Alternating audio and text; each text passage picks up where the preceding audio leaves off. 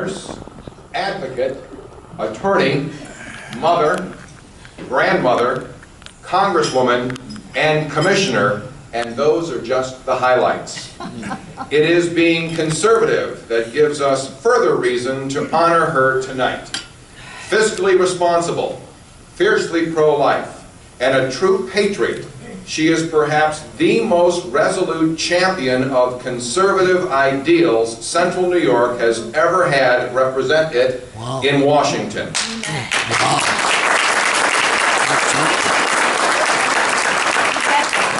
Honoree is a lifelong Central New Yorker who proudly represented the people of the 25th Congressional District in the House of Representatives. She graduated from St. Joseph's Hospital School of Nursing as a registered nurse, Lemoyne College with a Bachelor of Science degree, and the Syracuse University College of Law with a Juris Doctorate degree. During her tenure in the House of Representatives, Congresswoman Buerkle served as a member of the Oversight and Government Reform and Veterans Affairs Committees. She was honored with a presidential appointment to serve as one of 2 congressional representatives to the 66th session of the General Assembly of the United Nations. Honoree currently serves as commissioner at the Consumer Product Safety Commission. Please enjoy this video.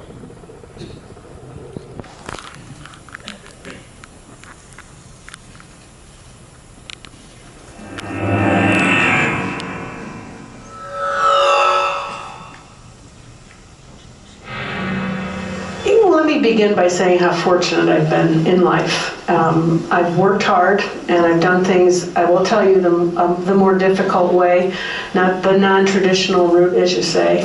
But one of the things that really has been to me, and I'm very proud of, is when I served in Congress, despite the temptations to become a part of the mainstream and not buck some of my colleagues, and especially leadership, I never compromised my principles, my conservative principles, and never did something that I didn't truly believe in or took a vote that I didn't believe in.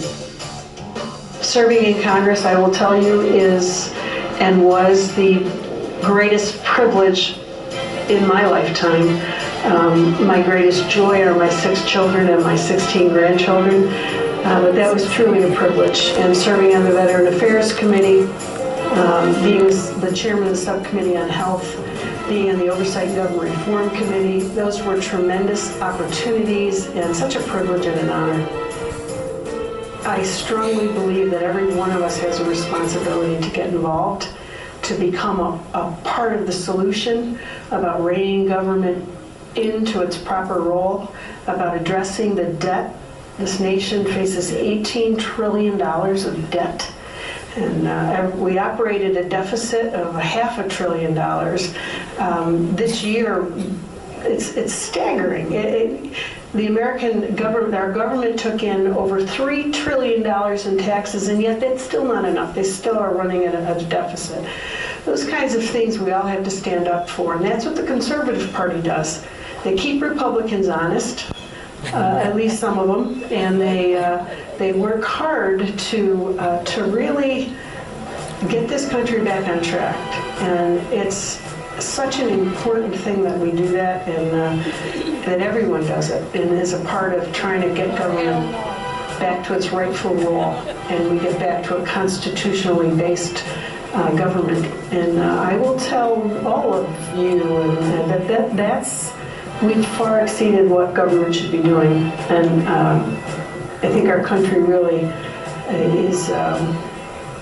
is not in a good situation right now, not either domestically or internationally. We have problems that we all need in this room to make a commitment that we're going to fight and we're going to work to get our country back on course. New York State Conservative Party Chairman Michael Long will present the 2015 Torch Award to Congresswoman Honoree Buerkle.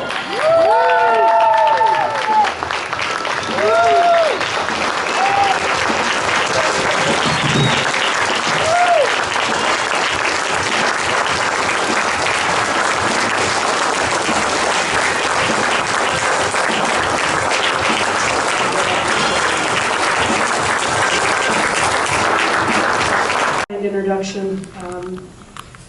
I'm really so honored and privileged to be here tonight and to accept this award. And I will tell you, if ever you're going to receive an award, to me, the most important award is from the Conservative Party, because they embody and they really are the standard bearer for what made the United States of America the greatest country in the history of the world. They, as I mentioned, Chairman Long, I thank you so much for being here. The chairman has a big event tomorrow evening in New York City, and I do appreciate really the effort for you to come up here and to be here and to share this and to present me with my award. Thank you for your service to this nation. As you all know, he is always a Marine. You never were a Marine, you always are a Marine. And his service to our state and our country, he is truly a remarkable man who has led the conservative movement in New York State. And I am grateful, and I know we all are, to Chairman Long.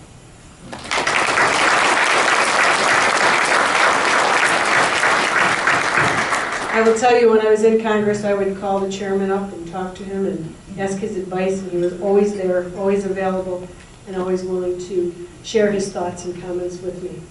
I also want to just recognize my mother, who is here. She was recognized earlier, who is 94 years old, and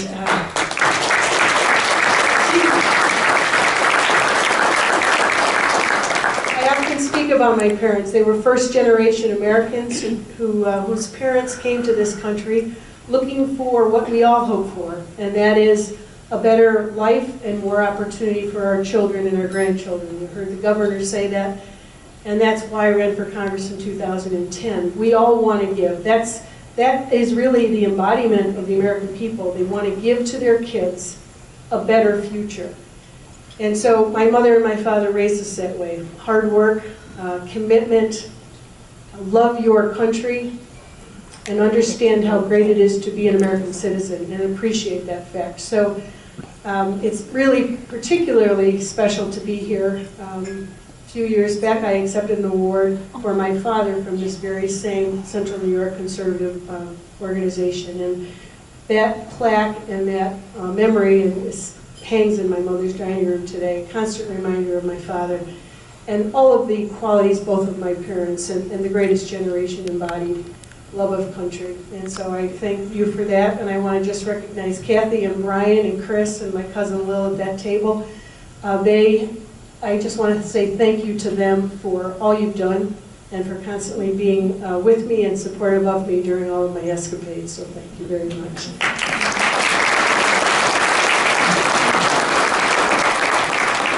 Also here tonight is my son Tom. As you all know, I have 6 children, and not many of them, actually only one lives in Rochester. I have 3 children who live in Texas.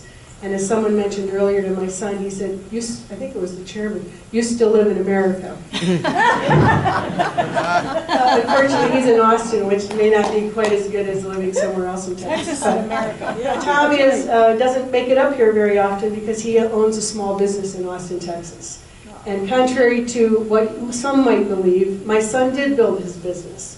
And he does work hard. He works 16-hour days. And he does stay awake at night trying to make payroll and trying to get his jobs done in a timely fashion to meet his customers' satisfaction. So I want to thank him. He stayed here to be here tonight, and I really do appreciate it.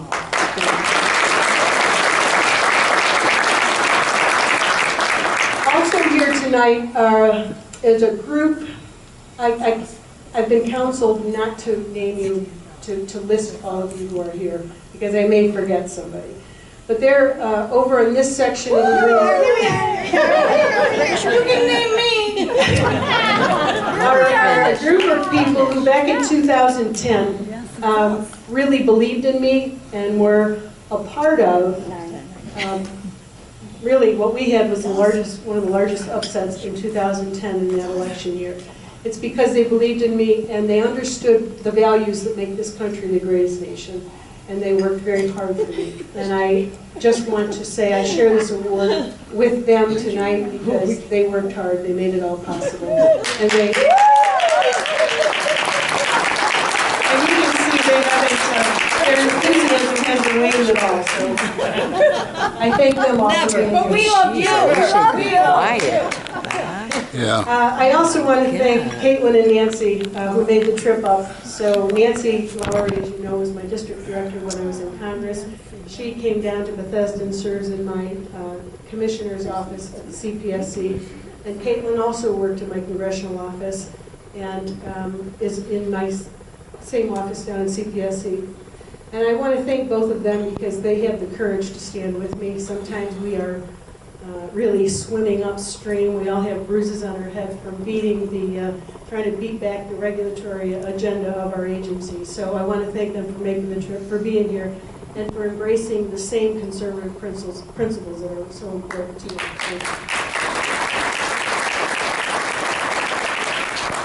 As the governor mentioned and alluded to, I was appointed by President Obama to be a commissioner at the Consumer Product Safety Commission. So for many years, I would talk about the legislature handing its statutes off and its laws off to the regulatory agencies. And I used to talk about the Affordable Care Act and say that that's where the most havoc is wreaked, in the regulatory agency. And I'm here to tell you this evening that my suspicions were correct, and that is indeed what's going on in this nation today. So the Consumer Product Safety Commission is a relatively small agency, about 500 people. We have jurisdiction over about 16,000 consumer products. And the amount of regulation and the personal agendas and all of the things that contribute to this really oppressive regulatory state in this country are what we see on a daily basis. I want to tell you that, yes, we have a debt of over $18 trillion. We have a deficit of about $500 billion a year. But I want to talk briefly, and this is what we talk about. We do a lot of traveling around the country visiting businesses and hearing how regulations affect the way they do business.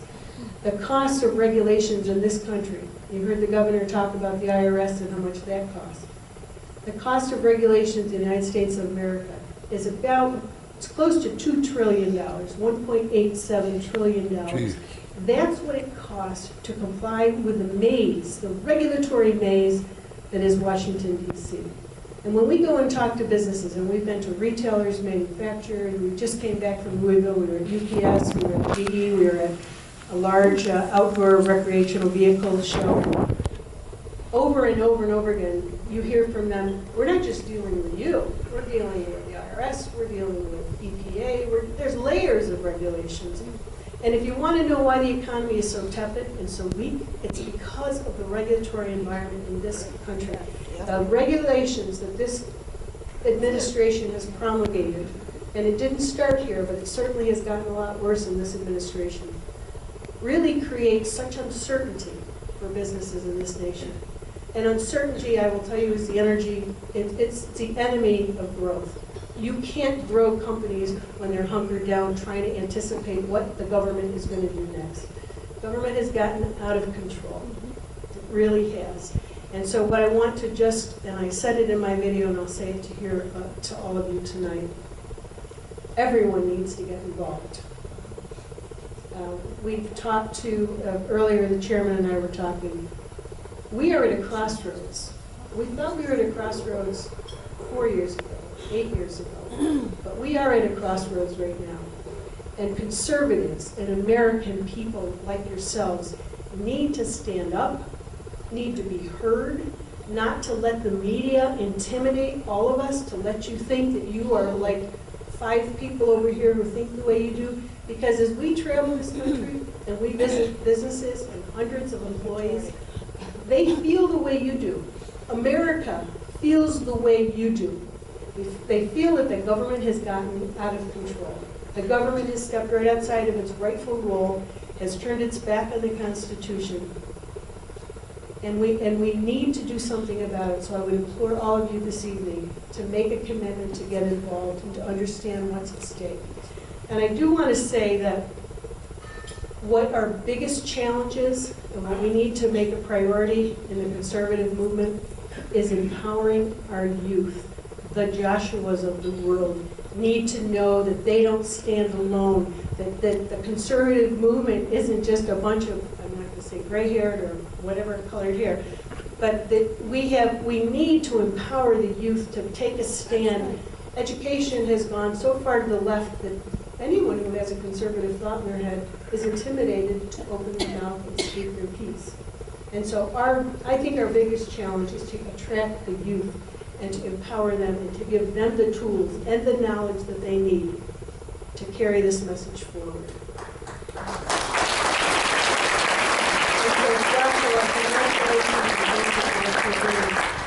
I do a lot of former member of Congress work. We go to college campuses. They do it's called Congress to Campus. We talk to the kids about what it's like to be in Congress. And I will tell you, what you hear on the college campuses, on the agendas of the college campuses, the kids, it's very difficult for someone who's conservative or even libertarian to stand up and to really say what they believe. And what they believe is so intrinsic to the greatness of this nation, the values that we share. So we need to empower them, we need to help them carry the message and to go to the next generation. So I was, in case you're wondering why I'm going on a little bit longer, is because the governor, and I want to just clarify something, the governor and I campaigned together in 1994 when I was running for councilor at large. It wasn't when I was running for Congress, but he campaigned here and he won his race, and I've known him since then. But I too am going to go tomorrow to Boulder. I should back up because I missed a very important point. See, when I was appointed by the president, Mitch McConnell's office, oftentimes people say, well, you're a Republican, how can you get a presidential appointment? Well, because that came out of Mitch McConnell's office. He is the one who makes those appointments and is responsible for getting Republicans on all of these various agencies and commissions. And in his office was a fellow by the name of Dan Snyder, who has now moved over and is the head of the American Conservative Union.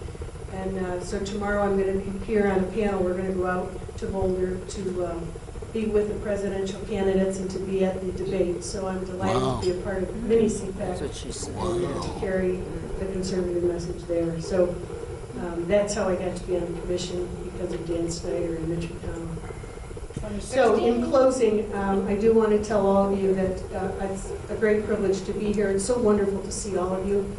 I've identified so many folks in the room, but the other group that I want to, the names I haven't named, so many people in this room, the chairman of the various conservative county, so many of the elected officials were so helpful and so really so helped me to get elected in 2010, so supportive of what we stood for. And I want to thank all of them and all of you for making my time in Congress possible. In closing, I would just ask all of you to keep in your thoughts and prayers the men and women who serve this nation. Being on the Veteran Affairs Committee, I got to see up close and personal the tremendous sacrifices they make, along with their families, to keep us free, so that we can be here this evening. So we owe them really a debt of gratitude. And I know in this room we have many veterans. And I just want to express this nation's appreciation to all of you for your service to this country. We are a grateful nation, and as I mentioned in my video, I think one of the greatest failures of this nation has been the way we've let down our veterans. And I do hope that we can right that ship and make sure our veterans have what they need when they come home to make the transition back to civilian life. So I thank all of you very much. It's so wonderful to see you. Thank you for this honor. And just please fight the fight. If we quit, they win. So somewhere, somehow, there is a role for you in protecting and preserving the greatest nation ever, the United States of America. God bless all of you. And God bless the United States.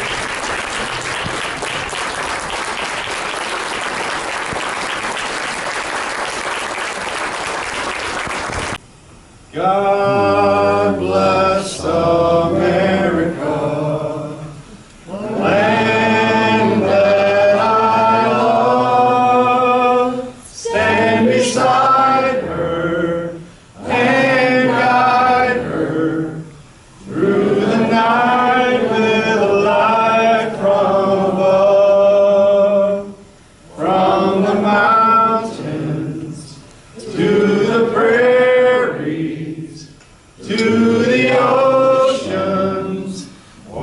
with